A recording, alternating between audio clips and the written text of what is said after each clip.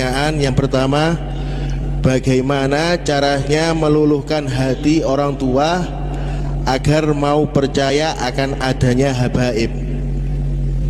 Iya. Apakah habaib turunan Nabi itu ada?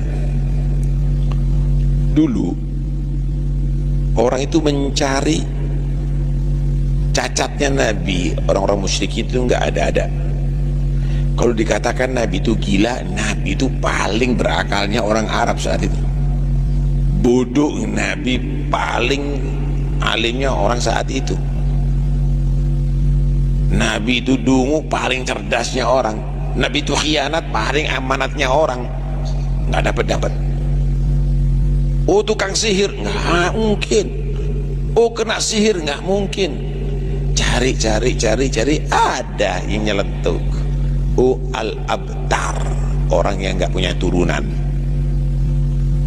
Nabi itu nggak punya turunan. Akhirnya turun ayat, inna a'tainakal kautsar fasalli lirabbika wanhar inna syani'aka wal abtar.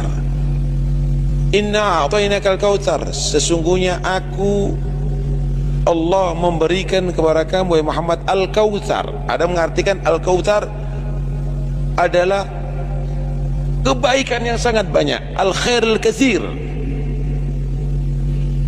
Termasuk al-khairul katsir yaitu telaga Nabi yang ada di mahsyar nanti, yang ada di akhirat nanti, yaitu disebut Al-Kautsar. Namanya telaganya Nabi, namanya Al-Kautsar. Ada menyatakan Al-Kautsar yaitu Az-Dzurriyyah Al-Katsirah,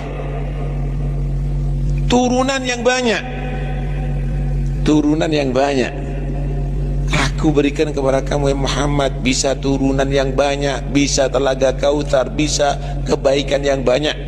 Fasalli li rabbika wanhar, salat wahai Muhammad, potonglah unta untuk kurban. Inna syani'aka wal abtar, orang yang mencela kamu, yang menyatakan kamu tidak punya turunan, wal abtar, dialah yang akan terputus turunannya.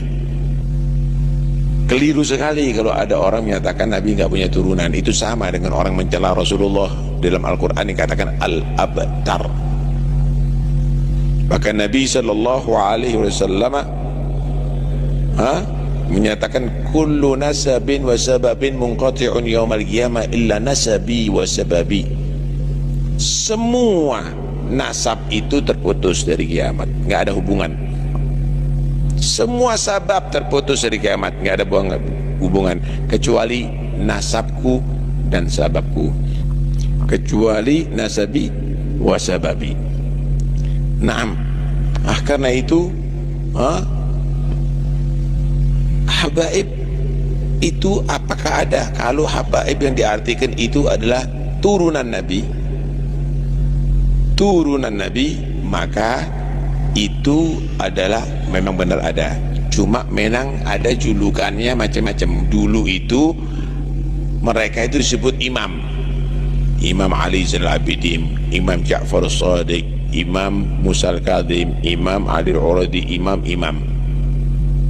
Kemudian pada masa Sayyidina Faqih Muqaddam pakai Sayyid, Sayyidina Faqih Muqaddam, Sayyidina Al-Idrus, Sayyidina sampai pada Syekh Bakar bin Salim disebut Syekh Bakar bin Salim, Syekh Abdul Rahman Al-Attas, Syekh. Pada zamannya Alhamdulillah Haddad disebut Al-Habib.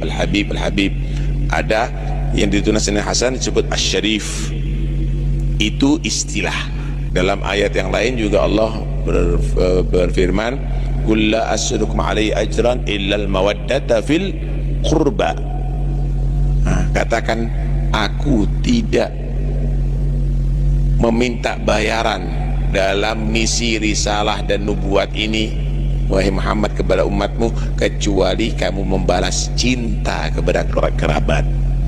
Cinta kepada kerabat Nabi adalah bukti cinta kepada Rasulullah. Ahibbullah lima yaghdukum min ni'amih wa ahibbuni lihubbillah wa ahibbu ahla baiti li hubbi, cintailah Allah karena Allah yang banyak memberikan nikmat kepada kamu. Cintai Nabi Muhammad sebagai bukti cinta kepada Allah. Cintai Ahlul Bait Nabi Muhammad sebagai bukti cinta kepada Nabi Muhammad sallallahu alaihi wa alihi wasallam. Wah, banyak sekali hadis-hadis dari itu, banyak sekali. Karena itu jangan sampai kita menjadi orang yang tidak percaya ada turunan Nabi dan tidak cinta kepada Nabi. Hadisnya banyak. Bahkan pernah satu saat Nabi SAW berjalan menuntun Sayyidina Hasan, Sayyidina Husin, melewati sahabat. Kemudian Nabi menyatakan, man ahabbani wa ahabba hadaini wa abawaihima kana fi jannati yaumal qiyamah. Nabi waktu itu menuntun Sayyidina Hasan sama Sayyidina Husin, siapa cinta aku, cinta kedua anakku ini, dan cinta kepada kedua ayahnya Sayyidina Ali dan Siti Fatimah, maka ada di surgaku nanti di hari kiamat. Allahu Akbar. Sayyidina Abu Bakar As-Siddiq bagaimana radhiyallahu anhu menyatakan, urgubu Muhammadan fi ahli baitih, perhatikan, cintai, hormati Nabi Muhammad lewat keluarganya. Anda nggak menangi Nabi, tapi Anda bagaimana cara berkhidmat kepada Nabi? Bagaimana mengungkapkan cintanya kepada Nabi? Lewat keluarganya. Lewat keluarganya. Saudara, kadang-kadang kita ini cinta sama guru, kita rawat ayamnya guru, kita perhatikan ayamnya guru, kita bersihkan kandangnya ayam guru. Sebetulnya bukan khidmat sama kandang, itu adalah bentuk khidmat kepada guru. Kalau ini ayam sebagai bukti khidmat kepada guru, ini yang ditinggalkan oleh Nabi bukan ayam, anak cucunya. Anak cucunya. Maka inilah yang diajarkan oleh Ahlul Bait Rasulullah. Panjang sekali kalau kita ceritakan bagaimana para sahabat menghargai Ahlul Bait Rasulullah sallallahu alaihi wasallam, bagaimana para ulama al-amilin menghargai keluarga Nabi sallallahu alaihi wa alihi wasallam. Ada ya, mereka ada. Gimana caranya suami tidak bisa mengerti? Yaitulah, ya mudah-mudahan dibuka hatinya, tapi tetap aja didoakan,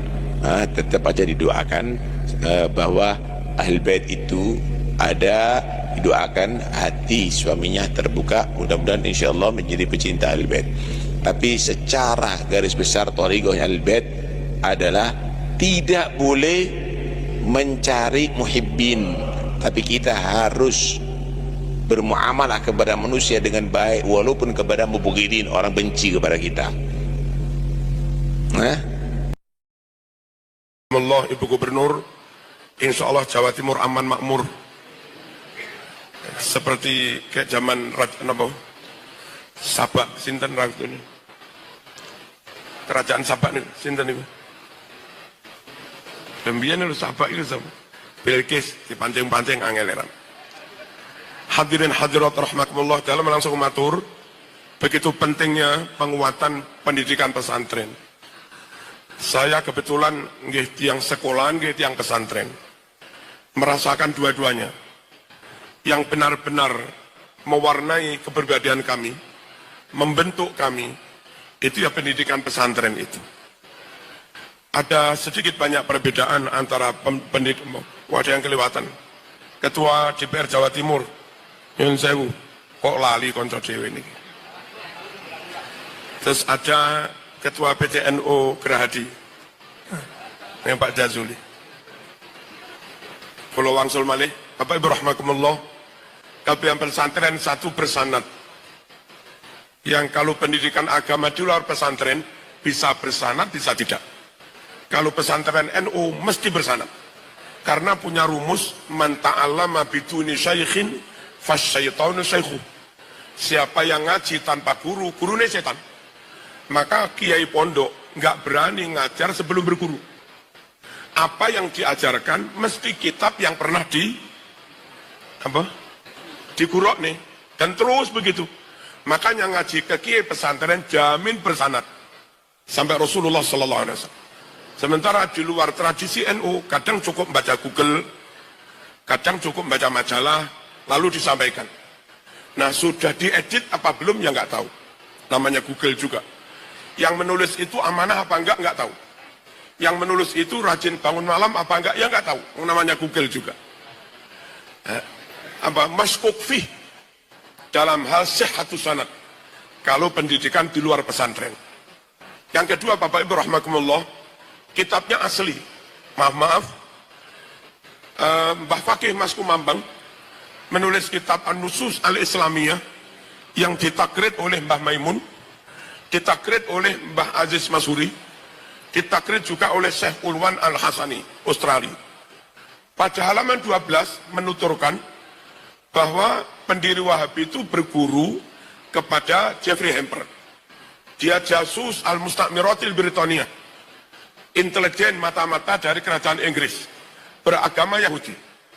Pendiri Wahabi Muhammad bin Abdul Wahab, menurut kitab yang ditulis Mbah Fakih Mas Kumambang, itu dia berguru pada orang Inggris mata-mata, namanya Jeffrey Hamper. Lalu halaman 14 dituturkan Wahabi melakukan pembunuhan massal, termasuk para qori, para hafid, para ulama banyak dibunuh. Makamnya ulama banyak digusur, termasuk sahabat syuhada. Yang mati makamnya digusur, yang hidup dibunuh, kitabnya dirampas. Ada ribuan sahih Bukhari, Muslim, tafsir, fikih, macam-macam dirampas, lalu dimusnahkan. Kemudian mereka tulis terbit kitab baru, dan sama-sama kita tahu ada beberapa perubahan. Beberapa tulisan di tafsir Ibnu Katsir ada perubahan. Beberapa kalimat di tafsir Sawi ada perubahan. Dan yang lain-lain. Di kalimat di kitab Kasful Khofa ada perubahan-perubahan. Nah, kami enggak mengatakan Timur Tengah dirubah semua. Tapi ada beberapa kitab yang dirubah oleh tangan jahil Wahabi. Itu membuat kita ragu. Kalau ngaji ke Timur Tengah yang non Ahlus Sunnah wal Jamaah, jangan-jangan diajak ngaji Bukhari, tafsir, tapi sudah dirubah-rubah. Nah, masyayikh Indonesia sarang kitabnya asli, Tebuireng kitabnya asli, Ploso Lirboyo kitabnya asli, Sidogiri kitabnya asli. Dan saya kebetulan, karena saya alumni Muhammad bin Saud, saya punya Bukhari yang versi sana, saya tentu juga punya Bukhari yang versi Indonesia. Sugeng rawuh, mungkin 2-3 menit lagi kadung matur nih. Allahumma sholli ala sayyidina Muhammad. Apa kelebihan mondok ngaji di kiai-kiai Indonesia? Satu, bersanad. Kalau bersanad, keterangannya dari gurunya, gurunya dari gurunya, gurunya dari gurunya, insya Allah nggak menyimpang. Yang kedua, kitabnya asli. Yang kalau ngaji di sana, murid nggak tahu kitabnya asli apa enggak. Jangan monggo silahkan ngaji ke Lirboyo, silahkan ngaji ke Sarang, ke Lasem, kemana-mana. Itu masyayikh sepuh pakai Bukhari lawas, masyayikh sepuh pakai Ihya yang lawas. Dan penting sekali kiai ngajar pakai kitab lawas. Sopo ngerti muridnya tuku kitab anyar yang beberapa kalimatnya dirubah. Ada kesempatan taswib. Itu kelebihan ngaji kepada kiai Indonesia. Lah yang konyol wis muridnya kitab anyar, gurune kitab yo anyar pisan. Kitab sing dicekel murid ada perubahan. Lah kitab sing dicekel guru juga ada perubahan pisan, padha gak weruhe, kan konyol. Maka menurut kami mantapkan ngaji dulu di ulama-ulama Indonesia. Baru setelah itu monggo bolehlah ke Saudi. Baru setelah itu monggo bolehlah kemana-mana. Untuk jaga nih, siapa tahu kitab yang dibaca di sana beda dengan kitab yang dibaca di Tambak Beras, di Tebuireng, di Tanyar, Ploso, Lirboyo, Sarang, Mriki. Dan kalau ternyata beda, maka pastikan yang kita ikuti kitab-kitab yang disampaikan oleh masyayikh Indonesia, bukan masyayikh Umul Qura, bukan masyayikh sana. Kan kenapa? Karena yang tidak terjangkau tangan jahilnya Wahabi, Itu kitab-kitab yang diselamatkan Allah di pondok-pondok Nusantara. Ini kelebihan kedua mondok di Indonesia. Allahumma sholli ala sayyidina Muhammad. Kelebihan ketiga, Mbah Yai ini asli Jawa. Mbah Yai itu asli pribumi. Mbah Yai itu asli Nusantara. Bukan masalah kami bedakan pribumi non pribumi. Tapi wong Jawa dimong wong Jawa. Niki sakit ngomong rasa. Kenapa ngomong rasa nih? Ya iso ngomong. Sehingga antar murid kali guru sakit klik. Ngaten. Kita ngaji dengan ulama lain, meskipun sama-sama Asy'ariyah Maturidiyah, meskipun sama-sama Syafi'iyah, meskipun sama-sama Imam Junaid Al-Baghdadi, tapi ketika yang menyampaikan itu orang yang punya tradisi lain, punya ukuran rasa lain, punya budaya lain, punya adat istiadat lain, kadang penyampaiannya ono sing kurang cocok. Lho kok ngene sih? Tersinggung aku. Nah, itu ngaji kembali matin, ngaji kembali warlir boyo, ngaji ke ulama-ulama yang muridnya nyuwun sewu seneng terong, sampai kiai ini lho tasik seneng terong, muridnya seneng ontong, guru ini tasik seneng ontong, podo bororabu sak roso, dan tentu lebih eco. Allahumma sholli ala sayyidina Muhammad. Kemudian dalam menatar amaliyah, kalau nanti matur, kenapa kiai Indonesia itu terawih kok cukup 20 menit, selawai menit, enten sing kurang didik barang 18 menit. Karena kiai Indonesia tahu situasi. Jamaah ini loh petani, matul sepanjang hari. Jamaah ini petani, nyambut gawe. Lek tak imami terawih dawa-dawa menit kapok.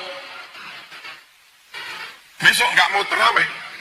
Sementara Nun Sewu, Madinah, Makkah, niku jamaah terawih itu jamaah umroh.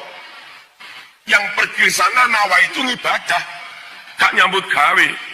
Diimami 5 jam ya tafadhol. Diimami 6 jam ya tafadhol, habis subuh turu. Lah kalau petani menjagung diimami 5 jam, mari subuh turu ya pitike bengok-bengok. Wong sapine bengok-bengok kayak ngarit barang. Kita nyuwun sewu, khutbah kiai kita antara 10 menit, 1/4 jam. Nah, kula khutbah 5 menit. Niku ternyata jamaah niki seneng. Ngantuk-ngantuk mari kerja ning pabrik, di khutbah 1/2 jam. Khotibe lagi alhamdulillah, makwe langsung. Ngen kula khutbah 5 menit. Khutbah plus sholat Jumatnya hanya 10 menit. Niku akhirnya waris pol. Sampai dosen-dosen UIN niku langganane Jumatan teng pondok kula. Akhirnya masyarakat sekitar X65 yang dari dulu dereng purun sholat, saniki sregep Jumatan teng kula. Lah niki kula seneng gelis. Cepet. Bahkan masjid yang tongkatnya hilang. Apa masjid tongkatnya hilang? Belum betul ngerti. Masjid yang beduknya hilang. Itu pun sekarang boleh rongsopi kangelan. Karena jamaah pilih sing 5 menit nih gua. Kenapa? Niku econe dibimbing kiai pribumi piyambak. Ngerti, kami tahu apa yang kamu mau.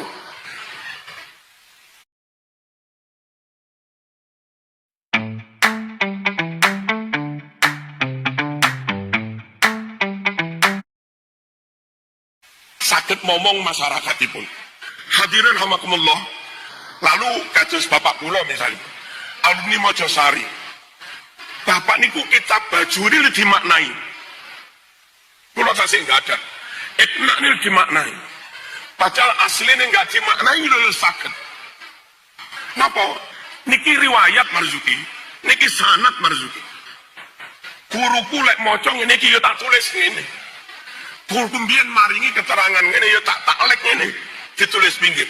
Begitu rawatnya masaya kita terhadap sanad, sampai apapun dawe kiai niku ditulis, makna dari kiai ditulis. najan dhewe pomora ditulis ya wis iso. Insyaallah ngaji dengan masyayikhuna sanadnya dijamin muttasil dan kitabnya dijamin asli plus yang terakhir insyaallah barokah. Kenapa barokah? Ada ijtima. Kau kula didhawuhi kalih Kiai Kikin. Lung Kiai Jawa niku Kiai Marzuki. Tadi bae napa besanan Kiai. Nggih. Kok diceritani sing ampel iki besanan karo iki. Kula mboten pate paham. Niki besanan iki karo tebu ireng ngene. Wis kono. Ternyata kita di ngaji ke pondok kono-kono. Bukan ngaji kepada orang lain. Niki pancet ae. Lah iki gak dulu. Kulo rumiyin sowan teng ngene langitan. Apaipun Gus Maksum. Tekon di kowe Blitar Karangsono. Putu ponakan Bayi Ridwan. Langsung dulur kowe. Lah kowe bingung. Umar Zuki kok dulur ki pakai tekon di. Ternyata pas haul reuni Bani Faturoman Nganjuk. Yang Blitar juga dari situ. Mbak Fatih rawuh teng Blitar reuni di Bayi dulur. Terus tiba kasih dulur kali Bayi Khalil Murno ataupun Muros Bayi Gus Kausarno sing punya Jamilah bulet manti Bayi pondok akhir-akhirnya kulo didhawuhi Mbah Lut kulo tiba besane Mbah Karim Lirboyo namun mbiyen kok ya ora kondo-kondo Mbah Kong Bayi Ridwan niku menawi ziarah teng apa komplek namanya Kuningan, biasanya Gus Dur ziarah mriku teng Kiai Soleh. Putu-putu pengen sumerep. Niki sinten Bang?